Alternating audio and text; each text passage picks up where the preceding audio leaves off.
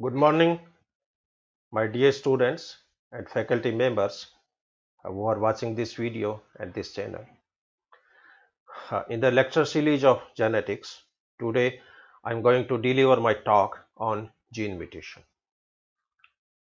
जैसा कि आपको पता है, डिपार्टमेंट ऑफ जूलॉजी के द्वारा समय समय पर विभिन्न विषयों पर व्याख्यानमालाएं आयोजित की जा रही है। आज जेनेटिक्स की इस व्याख्यानमाला की श्रृंखला में जीन म्यूटेशन पे मैं आपको संबोधित करूंगा। जीन म्यूटेशन क्या है, जीन म्यूटेशन कितनी प्रकार के होते हैं, जीन म्यूटेशन को प्रभावित करने वाले कारक कौन कौन से हैं और जीन म्यूटेशंस का प्रभाव क्या पड़ेगा, इन सभी छोटे छोटे पहलुओं पे मैं आपसे चर्चा करूंगा। What is gene mutation? Gene mutation क्या है?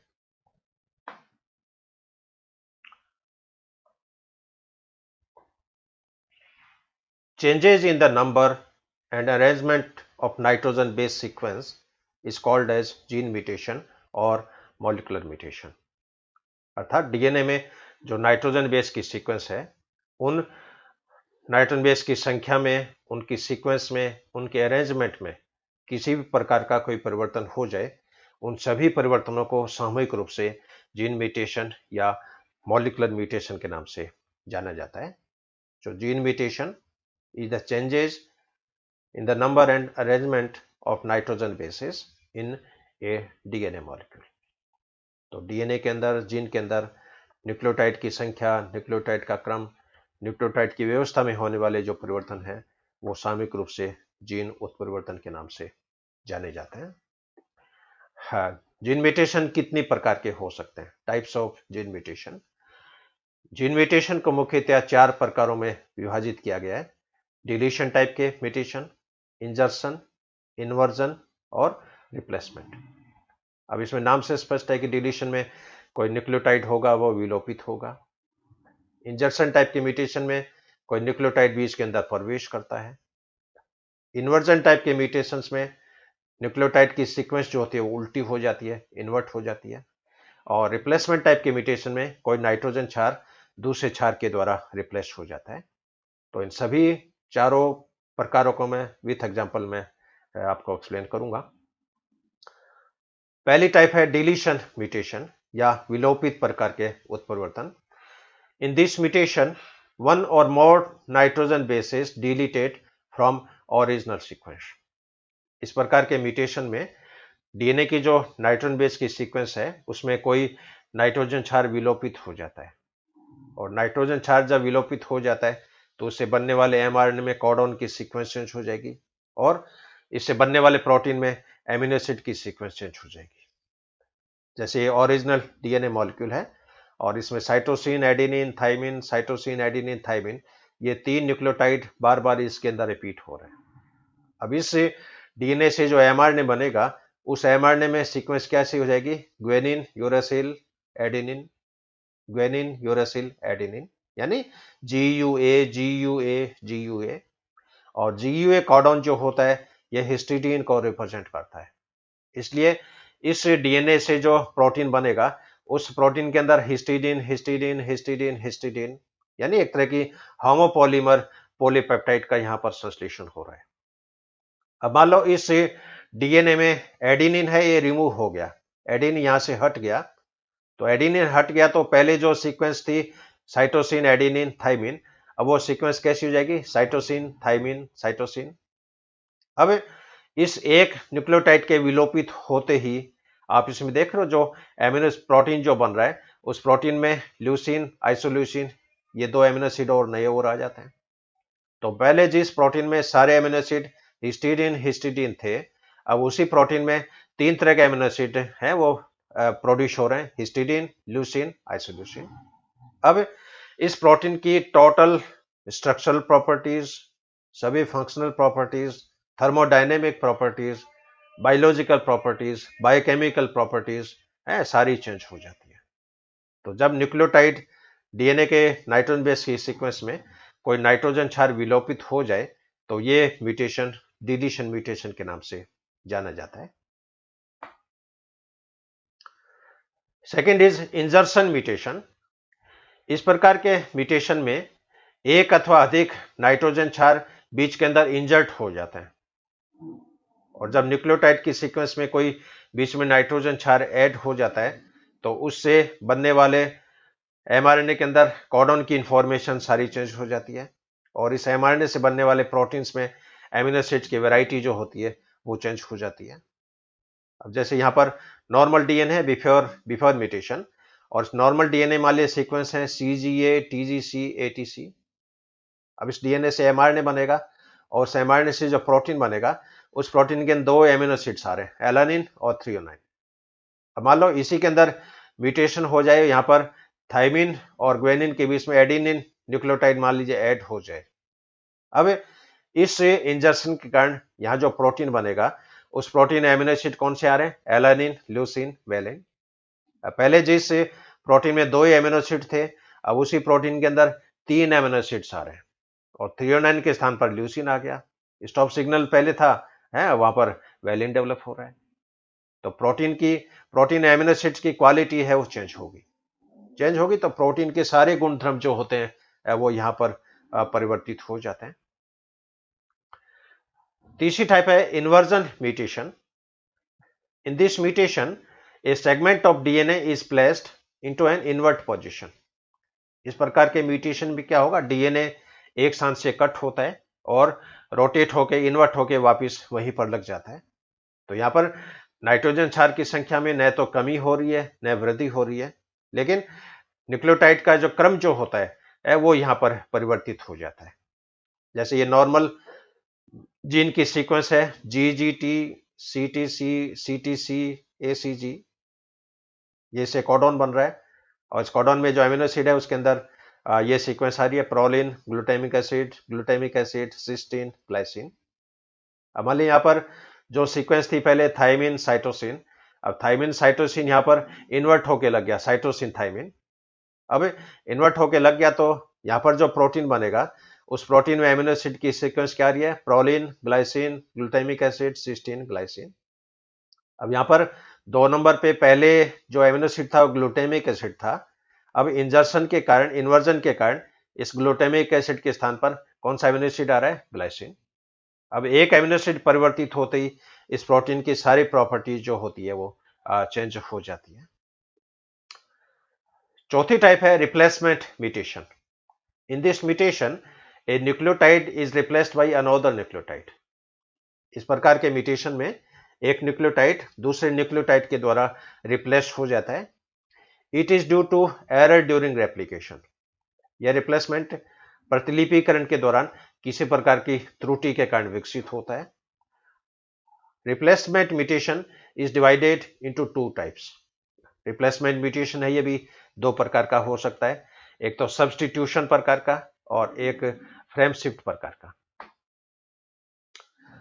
सब्स्टिट्यूशन म्यूटेशन जो है ये भी दो प्रकार के होते हैं, ट्रांजिशन टाइप के और ट्रांसवर्जन टाइप के। ट्रांजिशन टाइप में क्या होगा, in this mutation one purine is replaced by another purine और one pyrimidine is replaced by another pyrimidine। तो यहां पर एक प्यूरिन के स्थान पर दूसरा प्यूरिन आ जाता है, या एक pyrimidine के स्थान पर दूसरा pyrimidine आ जाता है। जैसे एडिनिन के स्थान पर ग्वेनिन आ गया, या ग्वेनिन के स्थान पर एडिनिन आ गया। इसी प्रकार थाइमिन के स्थान पर साइटोसिन आ गया, या साइटोसिन के स्थान पर थाइमिन आ गया। तो प्यूरिन का प्यूरिन से, pyrimidine का pyrimidine से जब सब्स्टिट्यूशन हो उसे ट्रांजिशन के नाम से जाना जाएगा। और ट्रांसवर्जन में क्या होता है कि इसमें एक प्यूरिन के स्थान पर दूसरा pyrimidine क्षार आ सकता है, या एक pyrimidine के स्थान पर दूसरा प्यूरिन क्षार आ सकता है। जैसे इस केस में एडिनिन के स्थान पर थाइमिन आ जाए या साइटोसिन आ जाए, या ग्वेनिन के स्थान पर थाइमिन आ जाए या साइटोसिन आ जाए। तो इस प्रकार का जो रिप्लेसमेंट होता है उसको ट्रांसवर्जन के नाम से जाना जाता है। तो सब्स्टिट्यूशन म्यूटेशन दो तरह के हो गए, ट्रांजिशन टाइप के और ट्रांसवर्जन टाइप के। First type is transition. In this mutation one purine is replaced by another purine और one pyrimidine is replaced by another pyrimidine। और ट्रांजिशन टाइप के जो म्यूटेशन होते हैं ये तीन प्रकार की प्रक्रियाओं के द्वारा संपादित हो सकते हैं, by tautomerization, by base analog और by deamination. First by tautomerization, इसके अंदर टॉटोमर की फॉर्मेशन होती है। तो tautomers are isomers of a compound which differ only in the position of proton and electrons. Tautomer ऐसे आइसोमर्स हैं जिसमें प्रोटॉन और इलेक्ट्रॉन की जो स्थिति होती है वो परिवर्तित हो जाती है। The carbon skeleton of the compound is unchanged. Carbon skeleton है उसके अंदर कोई चेंजिंग नहीं होती है, और इसके कारण क्या होगा, नाइट्रोजन बेस में जो एमिनो ग्रुप जो होता है उसका रूपांतरण इम्यूनो ग्रुप में हो जाता है। इसी तरह नाइट्रोजन क्षार में कीटो ग्रुप जो होता है ये इनोल प्रतिरूप में परिवर्तित हो जाता है, और जब एमिनो ग्रुप इम्यूनो में परिवर्तित हो जाता है, कीटो ग्रुप इनोल में परिवर्तित हो जाता है, उसके कारण असामान्य प्रकार की जो बॉन्डिंग होती है वो संपादित होती है। जैसे इस फिगर में आप देख रहे हो, जैसे एडिनिन, एडिनिन में NH2 ग्रुप जो है, अभी इस NH2 ग्रुप का ये जो हाइड्रोजन है इस नाइट्रोजन शिफ्ट हो जाती है, तो NH2 ग्रुप है ये इम्यूनो में कन्वर्ट हो गया NS में। इसी तरह ग्वेनिन में आप देख रहे हो कीटो ग्रुप है, कीटोन है, और यहाँ पर ये हाइड्रोजन इस ऑक्सीजन के साथ जुड़ जाता है, तो कीटोन ग्रुप जो होता है ये एल्कोहल ग्रुप में यानी इनोल प्रतिरूप में परिवर्तित हो जाता है। इसी तरह साइटोसिन में एमिनो ग्रुप इम्यूनो में कन्वर्ट हो गया। इस थाइमिन के अंदर कीटो जो ग्रुप था वो इनोल में परिवर्तित हो गया। तो इस तरह के जो मॉडिफिकेशन वाले जो प्रतिरूप होते हैं ये टॉटोमर्स के नाम से जाने जाते हैं, और इन टॉटोमर्स जो होते हैं वो एमिनो का इम्यूनो में, कीटो का इनोल प्रतिरूप में रूपांतरण हो जाता है। अब ये जब टॉटोमर बन गए, ये टॉटोमर अब नॉर्मल पेयरिंग करते हैं। जैसे इस केस में आप देख रहे हो, जैसे एडिनिन जनरली जो होता है वो थाइमिन से बॉन्ड बनाता है, लेकिन यहां पर एडिनिन साइटोसिन के साथ बॉन्ड बना रहा है, रेयूनिफॉर्म ऑफ साइटोसिन। इसी तरह थाइमिन का जो इनोल प्रतिरूप है ये ग्वेनिन से बॉन्डिंग कर रहा है। यहां पर आप देख रहे हो एडिनिन का इम्यूनो प्रतिरूप साइटोसिन से बॉन्डिंग कर रहा है। यहां पर थाइमिन का ये जो प्रतिरूप है इनोल फॉर्म ये ग्वेनिन से बॉन्डिंग कर रहा है। अब यहां पर आप देख रहे हो सारी अब नॉर्मल बॉन्डिंग हो रही है। अब नॉर्मल एडिनिन जो है वो थाइमिन से बॉन्ड करता है लेकिन साइटोसिन से बॉन्ड बना रहा है। ग्वेनिन जो होता है वो साइटोसिन से बॉन्डिंग करता है लेकिन थाइमिन से बॉन्डिंग करता है। तो डीएनए में इस तरह के असामान्य युग्मन जो होते हैं, एबनॉर्मल बेस पेयरिंग जो होती है वो टॉटोमराइजेशन के कारण देखने को मिलती है। Second is base analog. Base analog में क्या होगा, some chemicals are similar to nitrogen bases. कुछ केमिकल है वो नाइट्रोजन क्षार के समरूप होते हैं, and these are called as base analog. इसके एग्जांपल है जैसे 5 bromouracil, it is similar to thymine. तो 5 ब्रोमोयूरेसिल है ये एकदम थाइमिन का डुप्लीकेट मॉलिक्यूल्स है। केवल फर्क क्या होता है इसमें, थाइमिन में जैसे यहाँ पर मैथिल ग्रुप है, इस मैथिल के स्थान पर ब्रोमीन है वो स्थापित हो गई, तो मैथिल के स्थान पर ब्रोमीन है यहाँ पर, और ये प्रतिरूप कहलाता है 5 ब्रोमोयूरेसिल। और ये ब्रोमोयूरेसिल है ये भी दो रूपों में पाया जाता है, कीटो प्रतिरूप में जिसके अंदर ये कीटोनिक ग्रुप है, और इनोल प्रतिरूप जिसके अंदर ये हाइड्रोक्सिल ग्रुप है। अब इस ब्रोमोयूरेसिल का कीटो प्रतिरूप जो होता है ये एडेनिन के साथ बॉन्डिंग कर सकता है, और इसका इनोल प्रतिरूप जो होता है ये ग्वेनिन के साथ बॉन्डिंग कर सकता है। तो ये 5 ब्रोमोयूरेसिल है, ये थाइमिन का डुप्लीकेट है, थाइमिन का हमशक्ल है, बहुरूपिया है, डुप्लीकेट मॉलिक्यूल्स हैं। और इस तरह के जो मॉलिक्यूल होते हैं इनको बेस एनालॉग या क्षार समरूप के नाम से जाना जाता है। तीसरी मैकेनिज्म इसमें होती है डीएमिनेशन के द्वारा। By the action of nitrous acid, amino group is eliminated from the nitrogen base. और नाइट्रोजन बेस से जब NH2 ग्रुप हट जाता है तो इसका रूपांतरण दूसरे मॉलिक्यूल्स में हो जाता है। जैसे एडिनिन में यदि डीएमिनेशन हो तो एडिनिन हाइपोजेंथाइन में कन्वर्ट हो जाता है। इसी तरह यह हाइपोजेंथाइन जो होता है इसका कीटो प्रतिरूप साइटोसिन के साथ बाइंड हो सकता है। इसमें आप देख रहे हो एडिनिन में जैसे डीएमिनेशन हुआ यह हाइपोजेंथीन में कन्वर्ट हो गया, ग्वेनिन के अंदर डीएमिनेशन हुआ ये जेंथीन के अंदर कन्वर्ट हो गया। अब ये हाइपोजेंथीन और जेंथीन जो होते हैं ये दूसरे नाइट्रोजन क्षार के साथ बॉन्डिंग करने के अंदर कैपेबल है। हाँ, सेकेंड टाइप है इसमें फिर ट्रांसवर्जन टाइप। ट्रांसवर्जन टाइप में क्या होगा, in this mutation one purine is replaced by another pyrimidine और one pyrimidine is replaced by another purine. जैसे एडेनिन का रिप्लेसमेंट थाइमिन से हो जाए या साइटोसिन से हो जाए, या ग्वेनिन का रिप्लेसमेंट थाइसोसिन से हो जाए, साइटोसिन से हो जाए।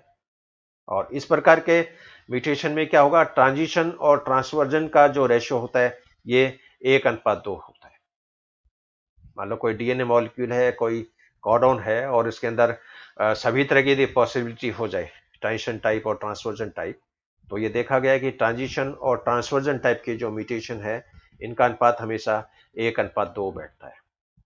ये जैसे इस फ्लो चार्ट में से दिखाया, this is adenine, this is guanine, this is cytosine, this is thymine.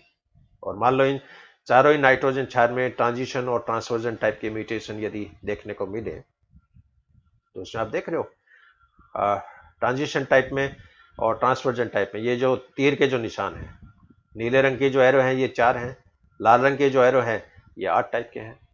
तो 4 दूनी 8, इसलिए ट्रांजिशन और ट्रांसवर्जन का जो अनुपात है ये हमेशा 1:2 बैठता है। ये पॉसिबिलिटी दिखाई है इसमें, जैसे ये स्टॉप सिग्नल है, मान लो यूरेसिल एडेनिन एडेनिन यूएए यानी स्टॉप सिग्नल।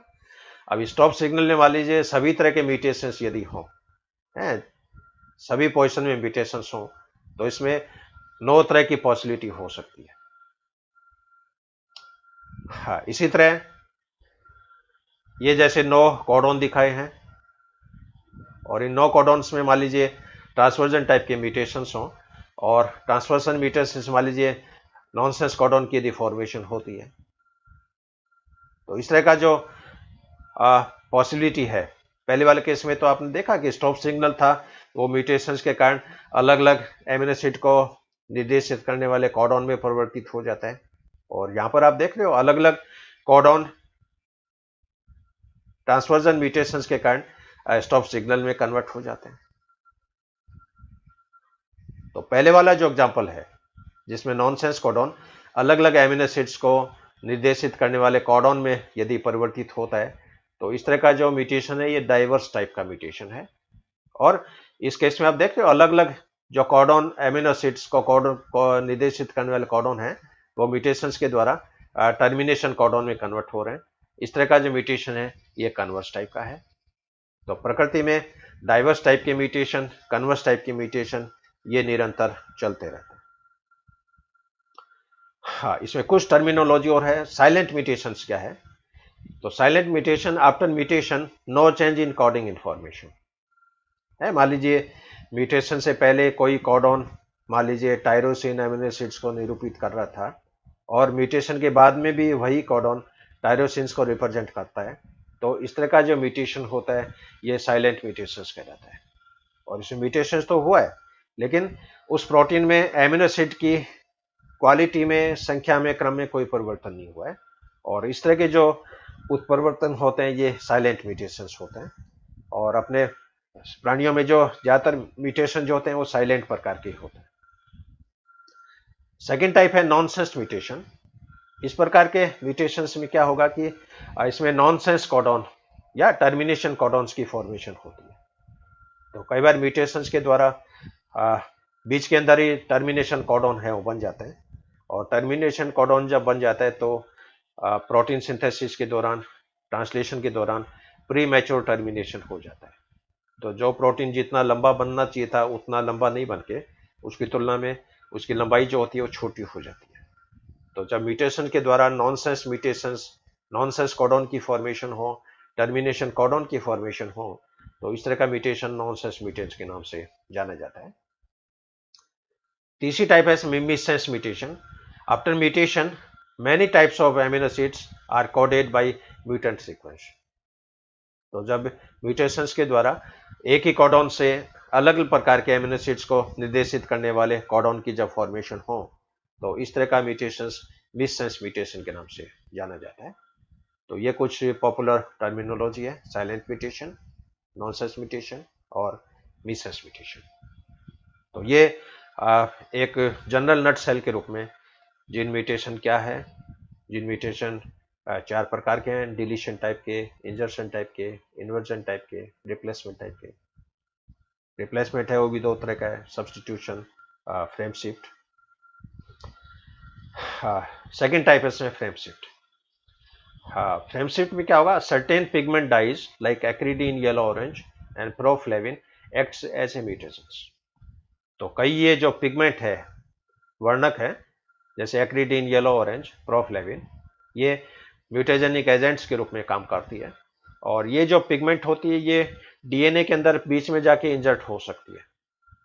तो डीएनए में जो नाइट्रोजन क्षार है और दो नाइट्रोजन क्षार के बीच में जो इंटरवेल होता है, उस खाली स्पेस के अंदर ये पिगमेंट जो होते हैं वो इंजर्ट कर जाते हैं। अब पिगमेंट के घुसने का रिजल्ट क्या होगा, नॉर्मल केस में जहां पर दो न्यूक्लियोटाइड के बीच में अंतराल जैसे 3.4 एंगस्ट्रॉम होता है, यदि बीडीएनए का यदि अपन जिक्र करें, तो इन पिगमेंट के इंजर्शन के कारण क्या होगा कि नाइट्रोजन बेस के बीच में जो सीक्वेंस होती है, अंतराल जो होता है, वो अंतराल जो होता है यहाँ पर बढ़ जाता है। अब अंतराल जब बढ़ गया तो इस डीएनए के अंदर रेप्लिकेशन में बाधा आती है, ट्रांसक्रिप्शन में बाधा आती है, ट्रांसलेशन में बाधा आती है। और इस तरह का जो म्यूटेशन होता है ये फ्रेम शिफ्ट के नाम से जाना जाता है, क्योंकि फ्रेम यहाँ पर विस्थापित हो गई है due to insertion of pigment. They insert in between nucleotide, due to which interval between toe conjugate nucleotide increase. Deletion and insertion also causes frame shifting.